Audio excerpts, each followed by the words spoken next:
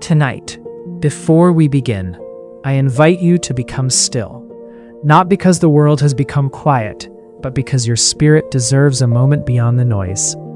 Wherever you are right now, in your living room, your car, your office, your night shift, or resting alone with thoughts you have not spoken aloud to anyone, allow your shoulders to loosen. Allow your breathing to settle naturally. Allow your mind to arrive fully in this moment.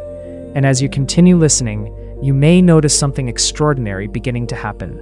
The same mind that has carried responsibilities, calculated bills, managed disappointments, survived uncertainty, and carried invisible burdens is also the same mind capable of vision, peace, discipline, creativity, healing, and transformation. Hidden within humanity is a profound truth. People move steadily in the direction of their dominant internal agreements. The Torah teaches in Proverbs 23:7, "As he thinketh in his heart, so is he." Ancient wisdom reveals that our inward conversation eventually becomes outward construction. Every building existed in thought before it stood in concrete. Every invention existed in imagination before it appeared in reality. Music existed in silence before it reached the ears of the world. Entire civilizations began as invisible ideas resting quietly within the minds of men and women who dared to imagine differently. Scripture never treats the mind casually. Romans 12:2 says, "Be transformed by the renewing of your mind." Transformation is presented not as fantasy, but as renewal, a reshaping of inner architecture. The Qur'an declares in Surah Ar-Ra'd 13:11, "Indeed, Allah will not change the condition of a people until they change what is within themselves." That statement carries immense spiritual and psychological weight. It suggests that inward alignment eventually produces outward movement. Thought influences perception. Perception influences decisions. Decisions influence patterns. Patterns influence destiny. Many people wait for external permission to become what they were already designed to become internally. Yet meaningful change often begins quietly within imagination, conviction, and disciplined thought. This is why vision matters. Habakkuk 2:2 says, "Write the vision and make it plain." Clarity creates movement. Direction organizes energy. A person with vision moves differently through life than someone emotionally reacting to every distraction surrounding them. Modern culture constantly competes for attention. Entire systems profit from confusion, fear, distraction, impulse, and emotional exhaustion. Many people no longer intentionally choose what enters the garden of the mind. They simply absorb whatever surrounds them repeatedly. Yet wisdom teaches stewardship over attention. What repeatedly occupies the mind gradually influences identity, expectation, behavior, and results. This is one reason the vision matters so deeply. The heart of WPBS is not merely financial aspiration. It is identity reconstruction. It is the belief that communities can move from survival thinking toward ownership thinking. It is the belief that people who have historically been excluded from systems of wealth can become architects of systems themselves. Ownership changes posture. Stewardship changes thinking. Collective vision changes possibility.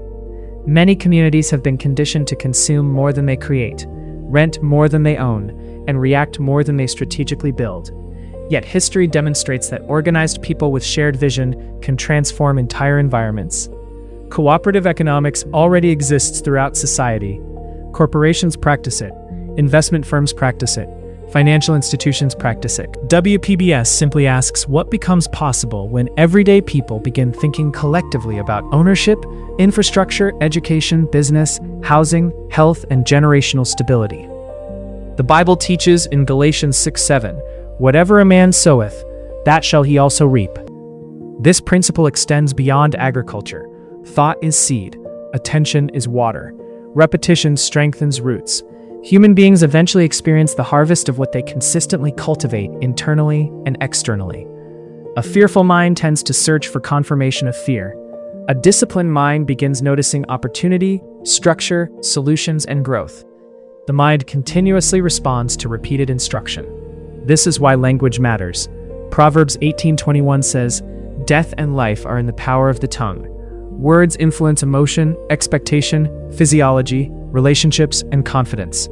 The words repeatedly spoken over a life often become agreements carried deep within identity. Many people have spent years hearing limitation repeated so consistently that struggle began sounding normal. Yet wisdom invites humanity into another possibility entirely. Scripture repeatedly calls people toward renewal, courage, stewardship, discipline, wisdom, faith, and purposeful living. Humor helps reveal truth sometimes. Many people desire transformed outcomes while maintaining exhausted habits. Some want financial peace while spending emotionally. Some want wisdom while avoiding study. Some want confidence while rehearsing self-doubt internally every day. Some desire harvest without preparation. Yet life responds powerfully to consistent cultivation. Tiny disciplines practiced faithfully over time often create extraordinary transformation. This is why reading matters. This is why wisdom matters. This is why environments matter. Conversations matter. Relationships matter. Daily thought patterns matter. A person rarely drifts accidentally into excellence. Growth is usually the result of repeated alignment between vision, thought, speech, and action. The African American experience particularly understands the importance of identity.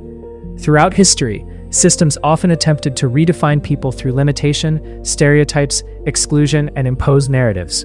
Yet generations still created music, churches, businesses, movements, literature, inventions, scholarship, resilience, beauty, and faith under enormous pressure.